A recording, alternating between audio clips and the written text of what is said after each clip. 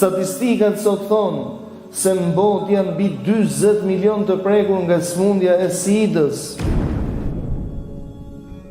Vëllezërit e mi, duhet kemi parasysh se për të arritur një moralitet ka shumë hapa, të cilat ne i tolerojmë në jetë.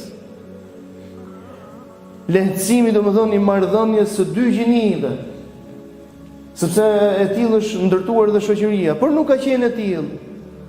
Përse para dekadave para se të vinte komunizmi nuk ishte si e tillë në vendin tonë.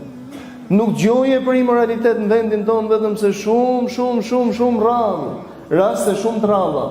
Përse sot nuk ka libër që mund t'i përmbaj? Me çfarë po ndëshkohen sot ata të cilët i promovojnë dhe zgjedhin t'i publikojnë?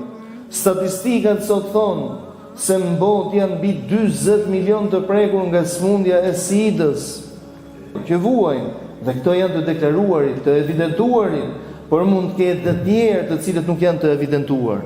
E gjitha kjo për çfarë? Vetëm për faktin se zgjedh të kundërshtojsh Allahun xhelle xhelalu. Ndaj të lutem me ty e madhnueshmi Allah të na rush, na mbrosh, na rush nderin ton, nderin e familjeve tona, nderin e popullit ton, nderin e mbar muslimanëve, na bësh të ndershëm këtë jetë dhe të na ringjallësh me të ndershmit në ahiret. Amin Allahumma amin. Walhamdulillahi rabbil alamin.